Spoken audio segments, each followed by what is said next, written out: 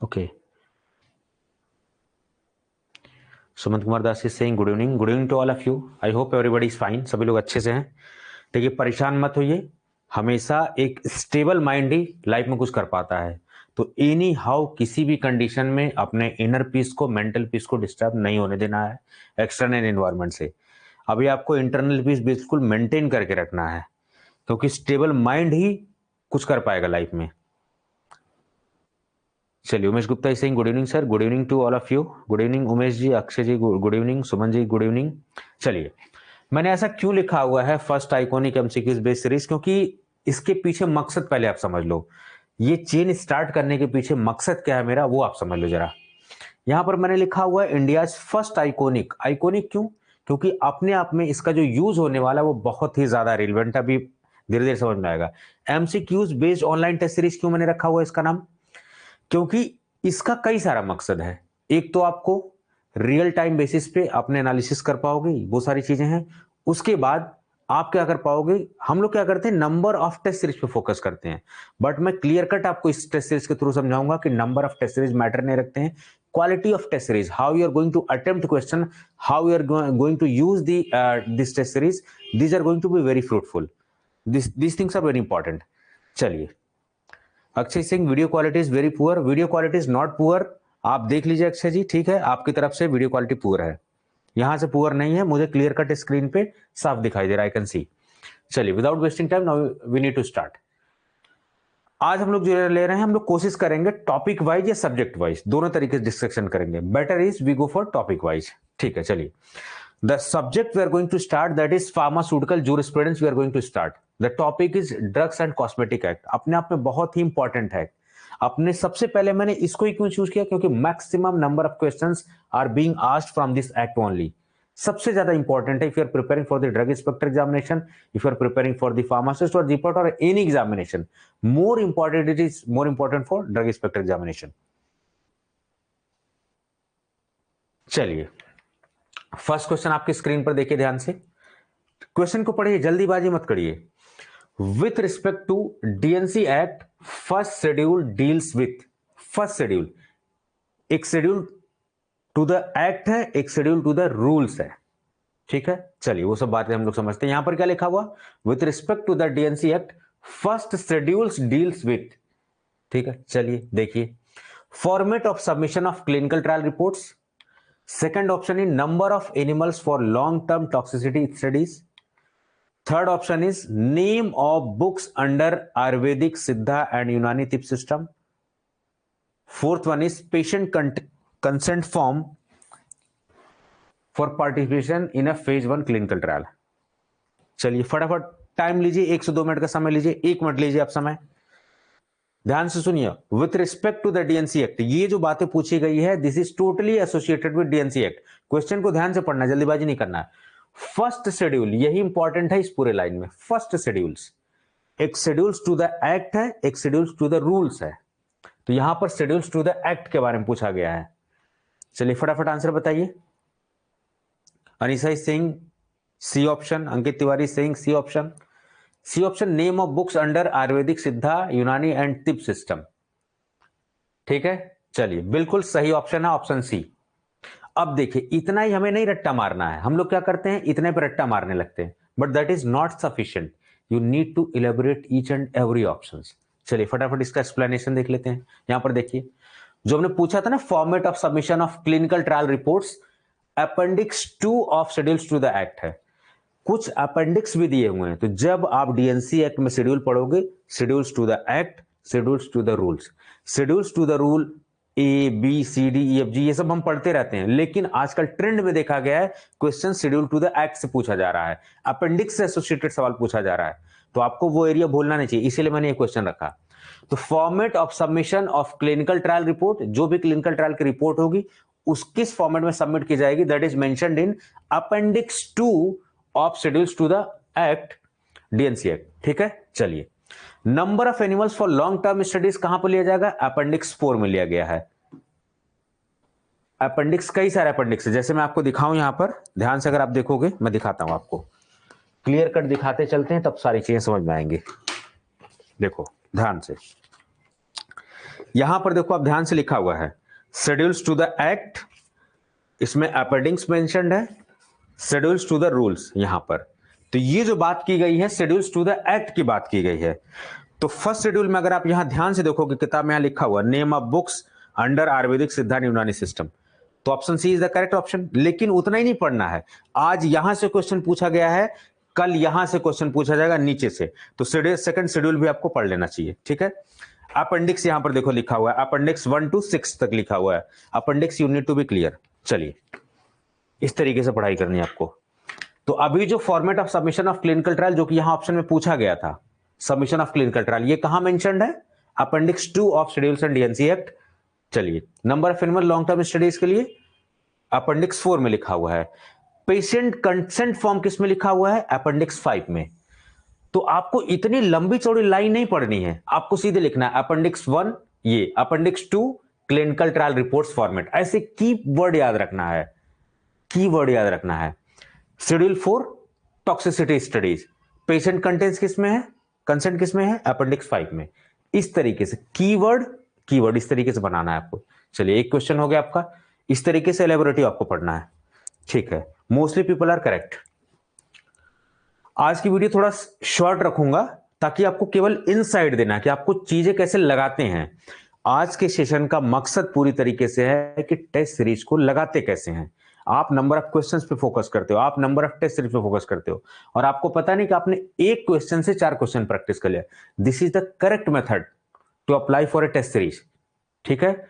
उससे क्या होता है कि एक्सपेक्टेड क्वेश्चंस भी आपके लगते हैं, रिवीजन भी होता है। चलिए नेक्स्ट क्वेश्चन देखते हैं। यहां पर देखिए क्या लिखा हुआ है क्वेश्चन में, list of drugs exempted from the provision of imports of drugs are mentioned in. Main important line यही है, लिस्ट ऑफ ड्रग्स एग्जेम्प्टेड, ये वर्ड इंपॉर्टेंट है। किसमें, ऑप्शन में देखिए, schedule A of DNC act. ये शेड्यूल्स, ये किसके लिए शेड्यूल्स है, शेड्यूल्स टू द रूल्स की बात की जा रही है। Schedule A of DNC act, schedule B of DNC act, schedule D of DNC act, schedule C of DNC act. बताइए फटाफट, चलिए ऑप्शन बताइए यहां पर देख के। List of drugs exempted from the provisions of imports of drugs are mentioned इन।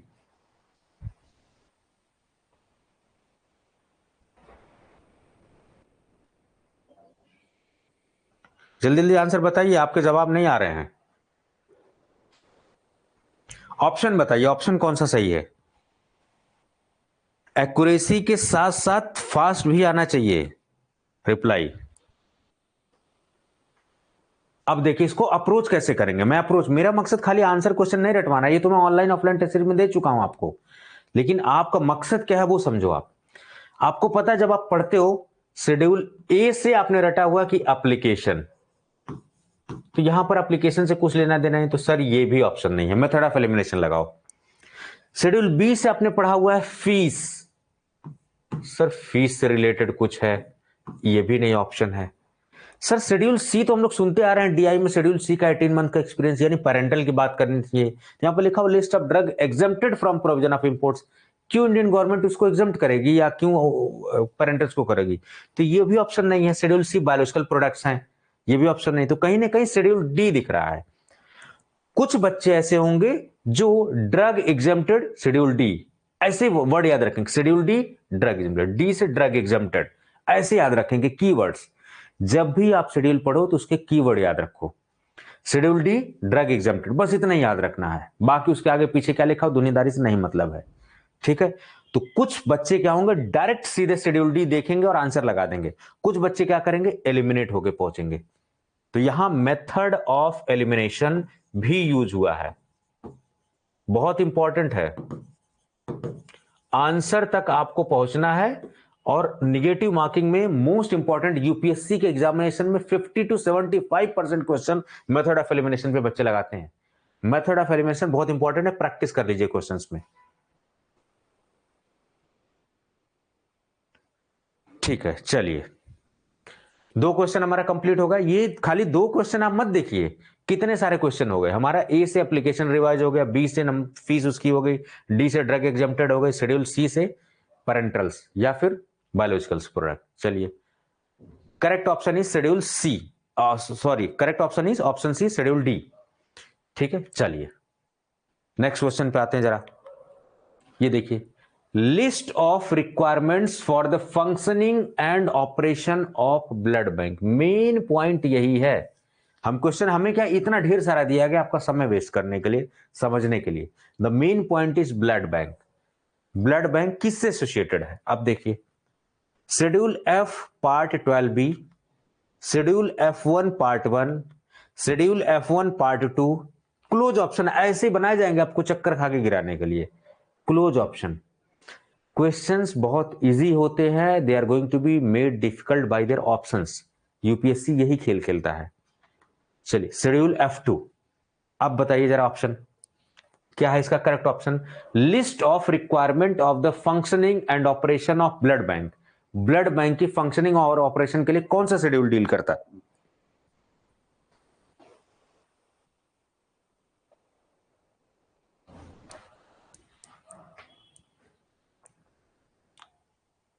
बताइए, कुछ लोग बोल रहे हैं sir option C. Option C schedule F1 part 2।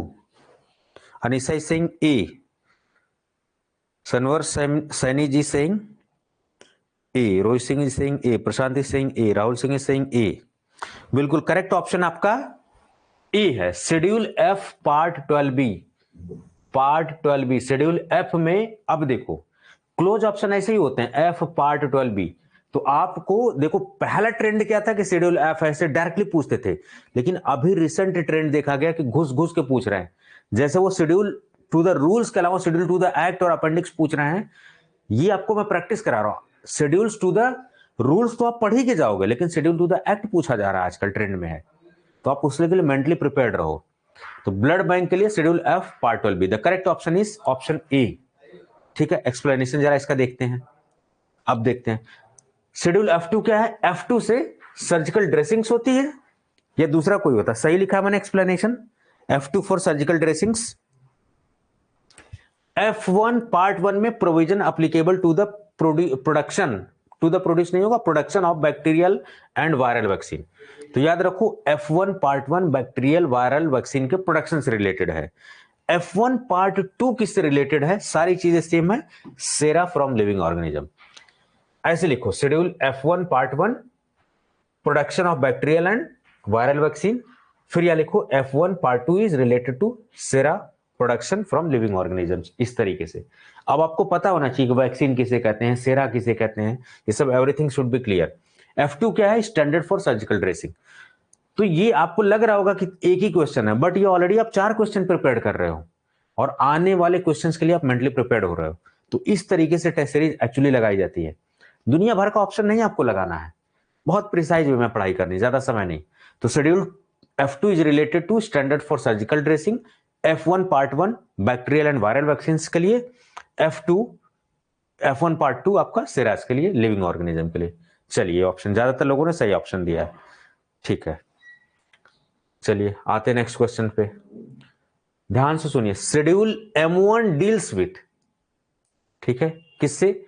Requirements of factory premises for the manufacture of homoeopathic medicine. Requirements of factory premises for the manufacture. अब देखो फर्क क्या है, यहां लिखा हुआ होम्योपैथिक मेडिसिन, ये इंपॉर्टेंट पढ़ना है। यहां पर क्या लिखा हुआ? Cosmetics. Requirements for factory premises medical devices. ठीक है, ये देखो नन ऑफ द अबव। कौन सा ऑप्शन इसमें सही है? Schedule M1।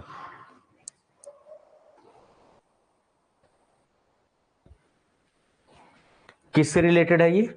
Schedule M1 deals with, चलिए कुछ लोग ऑप्शन ए दे रहे हैं। ठीक है, राहुल सुमंत कुमार दास इज सेइंग ए। ठीक है, बाकी लोग भी जरा फटाफट दीजिए आंसर।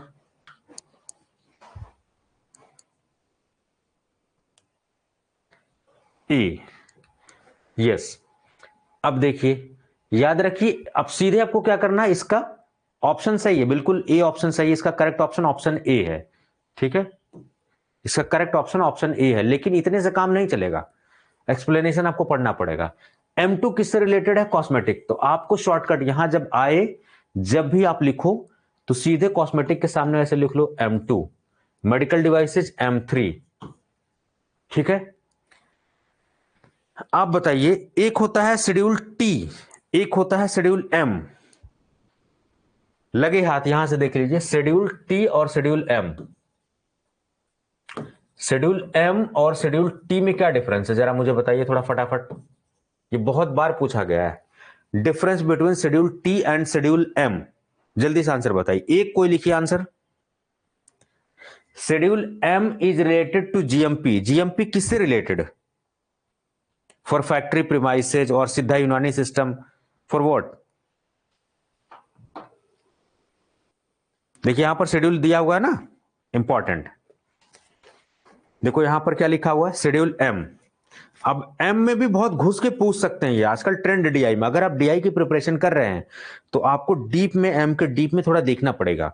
मेन तो यहां देखो लिखा हुआ है, खाली जीएमपी पढ़ने से काम नहीं चलेगा। शेड्यूल एम में देखो लिखा हुआ है जीएमपी, लेकिन यहां देखो शेड्यूल टी में भी लिखा हुआ है जीएमपी। खाली अगर आप जीएमपी पढ़ के गए तो चक्कर खा के गिरना तय है आपका। तो क्लियर पूरा पढ़िए। ऐसे कंफ्यूजन वाले जहां आर्टिकल हो ना, जब भी आर्टिकल ऐसे कंफ्यूजन वाले हो शेड्यूल एम टी, तो यहां लिख लो, यहां लिख लो जीएमपी फॉर, ऐसे करके लिखना है, GMP related to factory premises plant and equipment. GMP for या GMP requirement for factory premises किससे एसोसिएटेड है? एम से। वही टी भी जीएमपी से रिलेटेड है, बट यहां देखो साफ साफ लिखा हुआ है T, GMP for Ayurvedic Siddha यूनानी मेडिसिन। यहां पर लिखा हुआ है साफ साफ जीएमपी फॉर सिद्धा यूनानी मेडिसिन।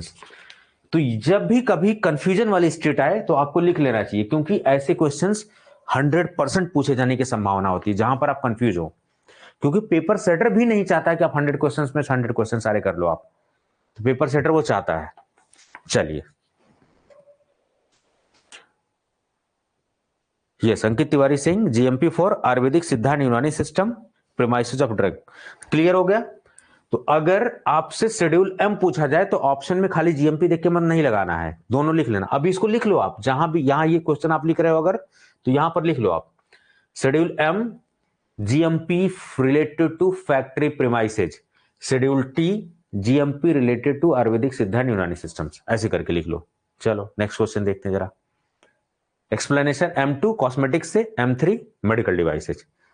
ठीक है, मेडिकल डिवाइसेज की बात छेड़ दी है मैंने तो एक इंपॉर्टेंट इंफॉर्मेशन आप दे देता हूं।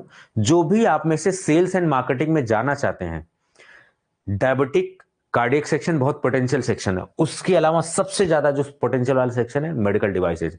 अभी भीड़ कम है, सैलरी अच्छा मिलेगा, मौका आपके पास बहुत अच्छा है। तो if you are looking for sales representative या एमआर के तौर पर आप देखना चाह रहे हो, go for medical devices, lot of opportunities are there. ठीक है, lot of opportunities are waiting for you. Next question देखिए जरा। ठीक है, ध्यान से सुनिए। A drug is deemed to be misbranded. किस ड्रग को मिस ब्रांडेड बोला जाएगा? पहले यहां बी ऑप्शन आ गया। जब if a drug is imported under a name which belongs to another drug, ऐसी दवा के नाम से किया गया जो पहले से है।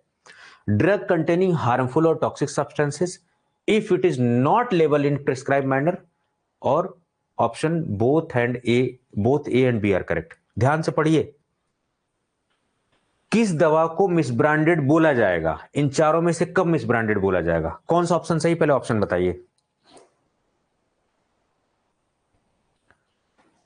A drug is treated to be misbranded if a drug is imported under a name which belongs to another drug, दूसरे नाम से है, या फिर ऐसी ड्रग जो हार्मफुल या टॉक्सिक सब्सटेंस कंटेन करती है, या फिर ऐसे ड्रग जो प्रॉपर लेबल्ड नहीं है, लेबलिंग उसके ढंग से नहीं है, या फिर both A and B are correct. ये वाला ऑप्शन दोनों करेक्ट है।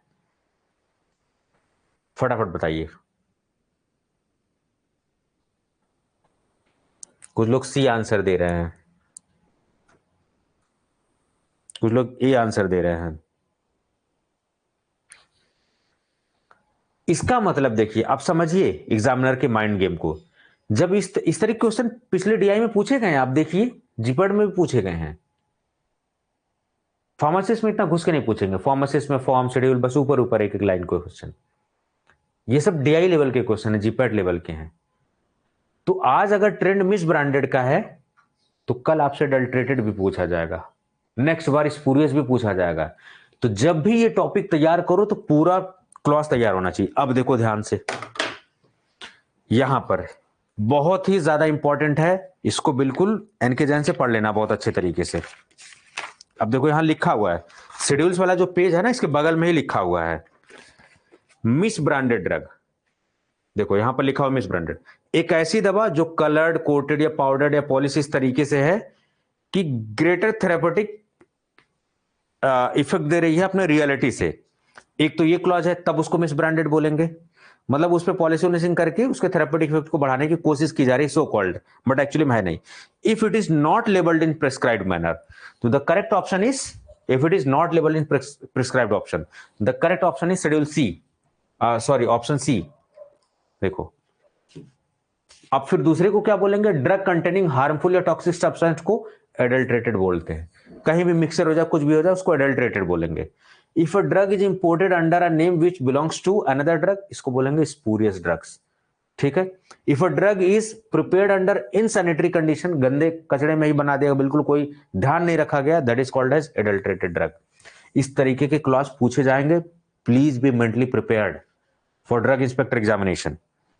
देखो मिस ब्रांडेड कब बोली जाएगी, जब जो भी उसका रियल थेरेपेटिक इफेक्ट है उससे पॉलिश वगैरह लगा के उसको बढ़ाने की कोशिश की जाए, सो कॉल्ड, तब होगी। या फिर it is not labelled in prescribed manner, तब भी बोलेंगे। या फिर क्या हो सकता है, इफ इट लेबल और कंटेनर और anything drug bears any statement which makes any false claim for the drug which is misleading. False claim भी अगर है तो आपको ट्रिक बनाना है, आप क्या लिखोगे, मिस ब्रांडेड, ऐसे लिखोगे मिस ब्रांडेड, तो उसके सामने ऐसे एरो बना बना के लिखोगे फॉल्स क्लेम, क्योंकि मेन वर्ड वही, अगर कहीं फॉल्स क्लेम किया गया वो भी मिस ब्रांडेड होगा।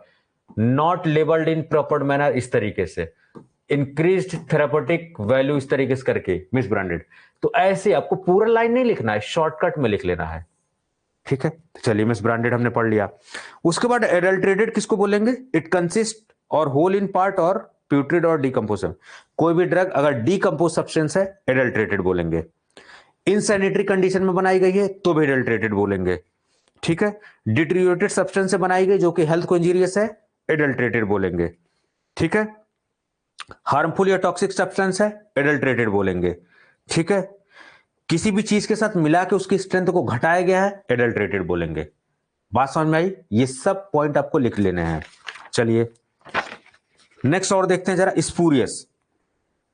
अब देखो ऐसी ड्रग्स जिसका इंपोर्ट, मैन्युफैक्चरिंग या सेल जिसके लिए किया गया है वो अनदर ड्रग के नेम से बिलोंग करती है, उसको बोलेंगे स्पूरियस, फर्जी दवा है बिल्कुल। ठीक है, इफ इट इज इमिटेशन और सब्स्टिट्यूट, ये वाला वर्ड जो इमिटेशन और सब्स्टिट्यूट है ना, बहुत बार पूछा गया है। If it is an imitation और सब्स्टिट्यूट फॉर अनदर ड्रग, जो कि दूसरे ड्रग से मिलता जुलता है, वो भी स्पूरियस ड्रग है। ठीक है, चलिए if it purport to the product और manufacturer of home, it is not truly a product, ये भी आपका। तो दो क्लॉज आपको याद रखना है, ऐसे नेम से बिलोंग करती है जो कि ऑलरेडी किसी नेम से बिलोंग करती है, स्पूरियस ड्रग। इमिशन या सब्स्टिट्यूट है, स्पूरियस ड्रग। स्पूरियस की कैटेगरी याद हो गई। अगर इनसैनिटरी कंडीशन में बनाया गया है या डीकंपोज सब्सटेंस के साथ बनाया गया है, एडल्ट्रेटेड ड्रग। अगर सही से ब्रांडिंग नहीं की गई है, जबरदस्ती की थेरेपेटिक वैल्यू बढ़ाने की कोशिश की गई है, कौन सी बात, मिस ब्रांडेड। तो मिस ब्रांडेड, एडल्ट्रेटेड और स्पूरियस, तीनों कैटेगरी बिल्कुल एकदम जबान पर रटी होनी चाहिए, इट्स वेरी इंपॉर्टेंट। ठीक है, चलिए क्लियर हो गया ये बात। ठीक है, इंसुलिन, इंसुलिन इज अ, बहुत सिंपल है, schedule Y drug, schedule X drug, schedule C1 drug, schedule C drug. चलिए बताइए,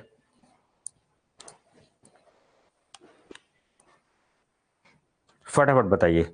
बहुत ज्यादा लेंदी क्लास को नहीं रखेंगे, लेकिन जो अप्रोच मुझे देना है, इसके बाद जितनी भी क्लासेज आएंगी वो लेंदी होंगी, नंबर ऑफ क्वेश्चंस ज्यादा होंगे उसमें। ठीक है, आज एक पहला सेशन था तो आपको एक इनसाइट देना था कि कैसे हम करने वाले हैं, ये चीज क्यों आपके लिए यूजफुल है।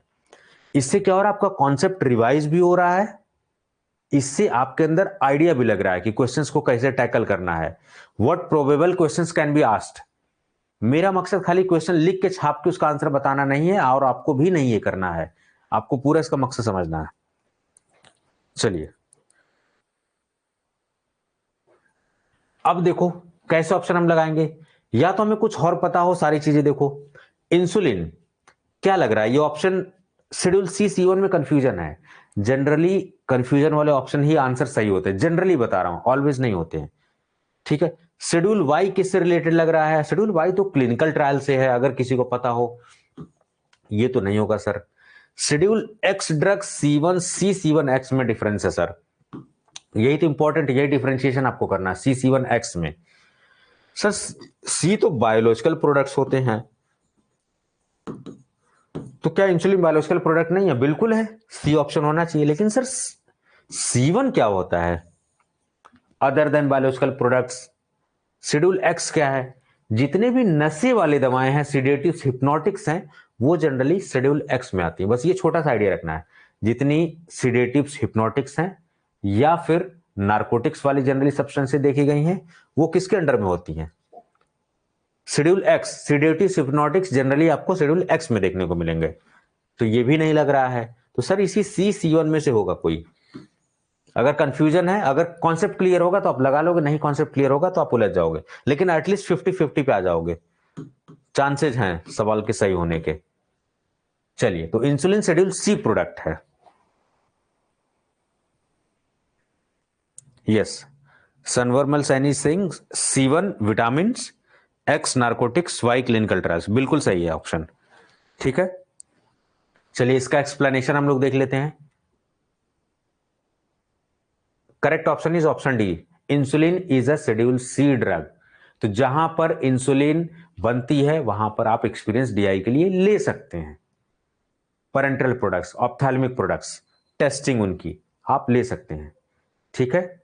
एक इंडस्ट्री का नाम है, सबसे टॉप इंडस्ट्री इंसुलिन के ब्रांड में देखा जाए बनाने वाली, बायोकॉन इंडिया में आपको दिखेगी। बायोकॉन बेंगलुरु में है, बहुत ही अच्छी कंपनी है।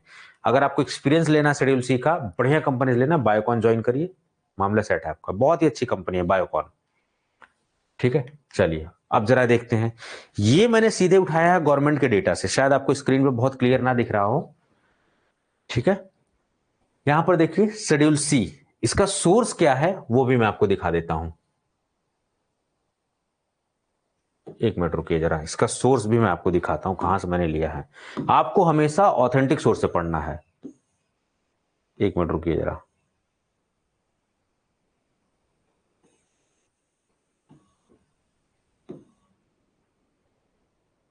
वेट करिए जरा, कहां वो मैंने PDF रख दी, अभी देखता हूं जरा, खुल जाए तब तो आइडिया लगे। नहीं ये नहीं है, वेट करिए जरा, PDF मैं ओपन कर लूं।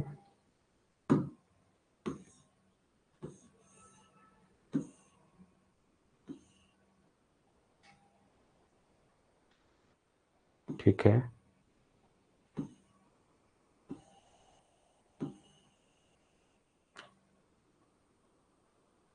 ये वाली PDF है। चलिए देखिए, ये गवर्नमेंट ऑफ कर्नाटका से डायरेक्ट मैंने वेबसाइट से उठाया हुआ, शेड्यूल C से, और इसी का स्क्रीनशॉट मैंने यहां लगाया हुआ। ध्यान से पढ़िए, शेड्यूल C C1 को बिल्कुल क्लियर कर लेना। शायद स्क्रीन पे बहुत क्लैरिटी के साथ ना दिख रहा हो क्योंकि लाइट थोड़ी ज्यादा है, ठीक है, समझने की कोशिश करिए, इसलिए मैं PPT को ओपन करता हूं, PPT पे थोड़ा सा क्लैरिटी के साथ दिखेंगी चीजें। चलिए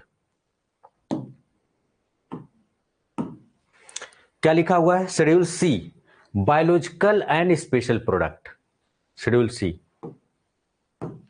देखिए, जितने भी सेराज हैं, vaccines for parental injections, toxins, antigens, insulin, pituitary extract, ठीक है, adrenaline and solution of salt of adrenaline, antibiotics, parenterally, बार बार वर्ड लिखा गया पेरेंटरली।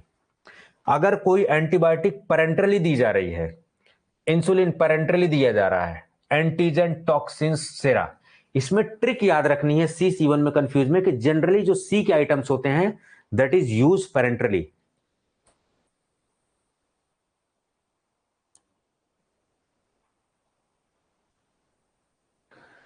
सनवरल सैनी जी कोई दिक्कत नहीं है, लाइट का इशू नहीं है, बाद में आप देख सकते हैं, ये सेशन जब हो जाएगा ना तो आप बाद में देख सकते हैं, कोई टेंशन वाली बात नहीं है, टेंशन मत लीजिए, मैंने ऑप्शन दिया हुआ है वॉसलेटर का। तो ट्रिक क्या C में याद रखनी है कि जितने भी पेरेंट्रल्स, और वो भी अगर पेरेंटल रूट से हम उसको एडमिनिस्ट्रेट कर रहे हैं तो वो C में आएंगे, नॉट C1 में।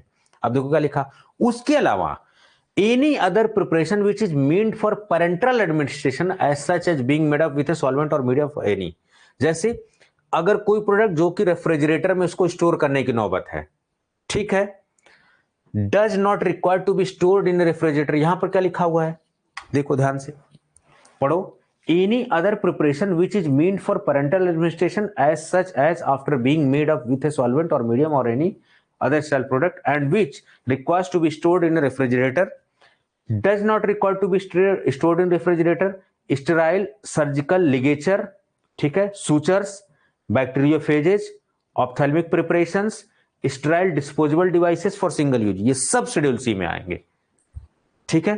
अब शेड्यूल सी में क्या नहीं आएंगे वो जरा देखिए, schedule C1 list of other special products, तो अदर स्पेशल प्रोडक्ट्स में क्या है, अब देखो यहां ध्यान से लिखो, drug belonging to the digitalis group and preparation, तो डिजिटलिस किस में है, C1 में है, कहां पर लिखा हुआ, not in a form to be administered, इस फॉर्म में नहीं होना चाहिए कि पेरेंटली दिया जाए, और जबकि सी में क्या बात कर रहे हैं कि ऐसे सारे प्रोडक्ट जो पेरेंटली रूट्स हम दे रहे हैं, तो मेन डिफरेंस यही है, अगर कोई एंटीबायोटिक पेरेंटली दी जा रही है तो सी में आएगी, और नहीं दी जा रही है, नॉन पेरेंटल है, तो C1 में आ जाएगी।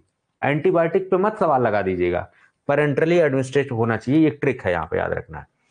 तो डिजिटलिस है, not in a form to be administered parentally, तब होगा C1 में, ठीक है। अर्गोट, ठीक है, not in a form to be administered parentally, देखो बार बार लिखा हुआ है। Adrenaline not in a form, जबकि एड्रेनालिन देखो सॉल्यूशन ऑफ सॉल्ट और सॉल्यूशन, एड्रेनालिन अगर इस फॉर्म में है कि उसको पेरेंटल दे सकते हैं तब सी होगा ऑप्शन, और अगर पेरेंटल नहीं दे सकते इस फॉर्म में है, C1 में ऑप्शन होगा। कंफ्यूज मत होइए, C1 में कंफ्यूजन बहुत होती है। और जो इंपॉर्टेंट एग्जांपल्स हैं, सेराज, वैक्सीन्स, इंसुलिन, ये सब सी में आते हैं, याद रखिए। चलो C1 में देखो, fish liver oil and preparation containing fish liver oil, fish liver oil आपका कहां आता है, C1 में आता है। विटामिन, मेरे से IIT-BHU में पूछा गया था, मैं चक्कर खा के गिर गया था, मुझे उस समय नहीं आ रहा था, मैं सच बताऊं उस समय नहीं बता पाया था मैं, क्योंकि समय के साथ साथ आपकी नॉलेज इंप्रूव होती है चीजें। मुझसे पूछा गया, मुझे अच्छे तरीके से याद है कि IIT-BHU के इंटरव्यू में, हालांकि मुझे फार्मास्यूटिकल केमिस्ट्री वहां अलॉट हो गया था, बट मुझे लेना था सुटिक्स, मुझे सुटिक्स का कीड़ा काटा हुआ था। तो विटामिन आपके शेड्यूल सी में नहीं आते, शेड्यूल C1 में आते हैं। Not in a form to be administered parentally, hormones not to be administered parentally, antibiotics not to be administered parentally, ऐसे एंटीबायोटिक देखो एंटीबायोटिक सी में भी हैं, इन फॉर्म एडमिनिस्टर्ड पेरेंटली, तो अगर एंटीबायोटिक पेरेंटली एडमिनिस्टर्ड करने के फॉर्म में तो शेड्यूल सी, नहीं है पेरेंटली हालत में शेड्यूल C1, ठीक है।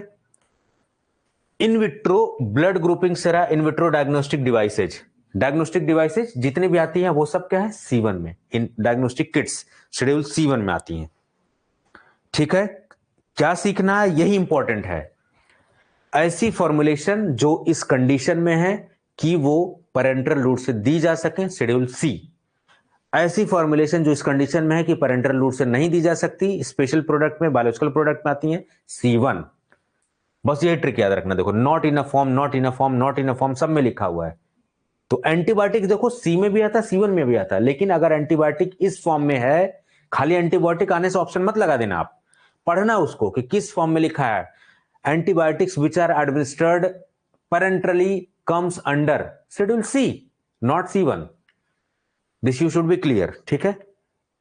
चलिए, और शेड्यूल X में क्या है, amobarbital, glutethimide, phenobarbital. Schedule Y क्या है, रिक्वायरमेंट्स फॉर क्लिनिकल ट्रायल्स, ठीक है।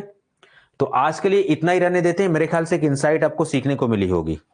चलिए, मजा आया कि नहीं आया बताइए, कुछ सीखा कि नहीं आपने, सीखा वो बताइए जरा फटाफट।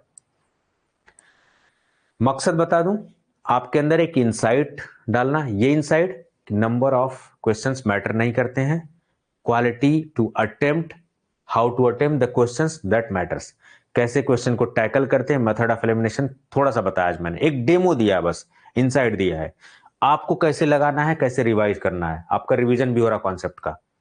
चलिए ठीक है, अभी बहुत कुछ आएगा, अभी इसके बाद जो वीडियोज आएंगे वो लेंदी आएंगे, एक एक 1.5-2 घंटे के आएंगे, लेंदी आएंगे।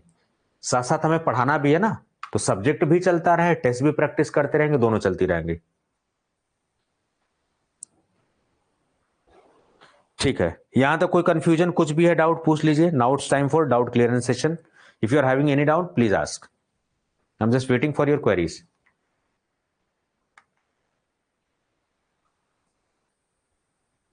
कोई भी डाउट है तो पूछ लीजिए आप।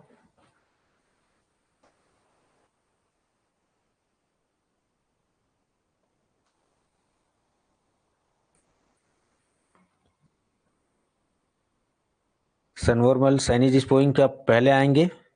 बिल्कुल आएंगे। स्वाति वानी जी सिंह पीडीएफ कहाँ मिलेगी? देखिए मैडम, इस चीज का पीडीएफ आपको ऑलरेडी मैंने ऑनलाइन टेस्ट सीरीज के फॉर्म में दे दिया, लेकिन यहां पर कुछ क्रिएटिव हम दे रहे हैं, ठीक है। ये सारे क्वेश्चंस, इस तरीके के क्वेश्चंस ऑनलाइन टेस्ट सीरीज में भी आपको मिलेंगे, और सेम क्वेश्चन नहीं होंगे, ऑनलाइन टेस्ट सीरीज में मिलेंगे सेम उसी चीज को ऑफलाइन। तो अगर आपको क्वेश्चन और आंसर केवल देखने हैं तो आप ऑनलाइन टेस्ट सीरीज को रेफर करिए, ऑफलाइन टेस्ट सीरीज को रेफर करिए, ठीक है। इस तरीके के वीडियो एक्सप्लेनेशन के लिए ज्यादा सही है, क्योंकि सारे क्वेश्चंस मैं वीडियो एक्सप्लेनेशन के लिए नहीं लाता। वो क्वेश्चन जिनमें कुछ क्रिएटिविटी होती है, जो पूछे जाने की संभावना होती है, जिसमें कॉन्सेप्ट होते हैं, जैसे एक क्वेश्चन से आपका शेड्यूल सी और C1 क्लियर हो गया बिल्कुल एकदम, तो मैं ऐसे क्वेश्चंस वीडियो में रखता हूं, ठीक है। तो ये ज्यादा पीडीएफ इसकी बेनिफिशियल नहीं होगी, इसकी वीडियो ज्यादा बेनिफिशियल होगी आपके लिए।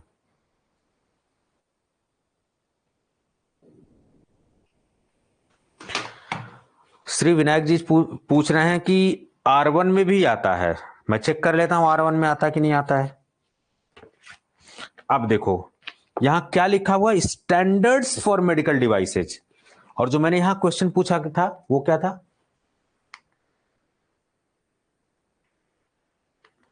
वेट करिए,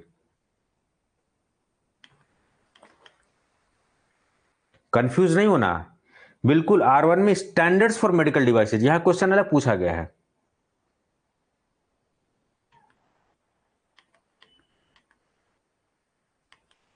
एक मिनट आने दीजिए थोड़ा फटाफट क्वेश्चंस को।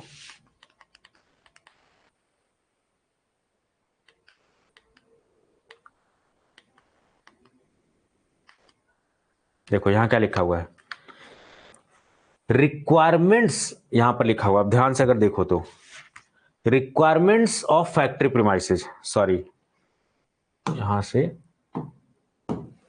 Requirements of factory premises for manufacture of medical devices. अगर आप मेडिकल डिवाइसेज बनाना चाहते हैं तो एक फैक्ट्री प्रीमाइसेस में क्या क्या चीजें चाहिए उसके लिए, लेकिन एक बार बन जाए तो उसका स्टैंडर्ड क्या होगा वो R1 में मेंशन है। तो बिल्कुल सही पकड़ा इन्होंने, ये तो चीज है, आपको ध्यान देना, यहां कंफ्यूजन हो सकता है, तो आप यहीं लगे हाथ लिख लोगे R1 में क्या लिखा हुआ है, स्टैंडर्ड्स। ऑप्शन मैंने सही बताया हुआ है, लेकिन इन्होंने सही बोला कि कंफ्यूजन वाली, श्री विनायक जी ने बोला कि कंफ्यूजन वाला स्टेट है, तो आपको इस ऑप्शन के सामने R1 लिख लेना चाहिए, स्टैंडर्ड्स फॉर मेडिकल डिवाइसेस। बिल्कुल प्लेलिस्ट बनेगी। Akshay Singh best book for physical pharmacy, देखिए सब लोग CVS सुब्रमण्यम पढ़ते हैं, बहुत इजी है इंडियन राइटर में, सब लोग पढ़ लेते हैं। मैं जो पढ़ता हूं वो कूपर एंड गन से पढ़ता हूं, मार्टिन से पढ़ता हूं, और CVS सुब्रमण्यम, तीनों से पढ़ता हूं, ठीक है। मार्टिन्स को प्रेफर करता हूं, ठीक है। कूपर एंड गन्स भी बहुत अच्छी किताब है, उसके अलावा जो है हम लोग CVS सुब्रमण्यम को पढ़ लेते हैं, काफी अच्छी है। उसके बाद अगर कोई किताब ना समझ में आए तो आप रेमिंगटन पढ़ लो, रेमिंगटन में जो भी दिया गया सब कुछ अच्छा दिया गया है, रेमिंगटन।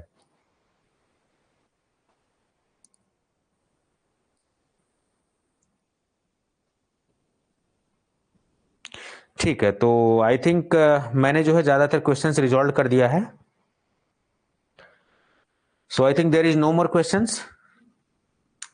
ठीक है, चलिए तो आज के सेशन को इतना ही रहने देते हैं, बाकी आपके जो भी डाउट हैं आपको आज सेशन से बस मैंने इनसाइट दिया है, अभी इससे लंबे वीडियोस आएंगे, नंबर ऑफ क्वेश्चन ज्यादा होंगे, टॉपिक वाइज में पूरा लेने जाऊंगा। अभी डीएनसी एक्ट के सारे क्वेश्चन नहीं हुए, अभी और आएंगे, परेशान मत होइए, इसके बाद एक वीडियो में और आएंगे अभी। ठीक है, so there is no more question, I am closing the session. Thank you so much for your valuable time. चीजों को सीखते रहिए, अपने आप को अपग्रेड करते रहिए।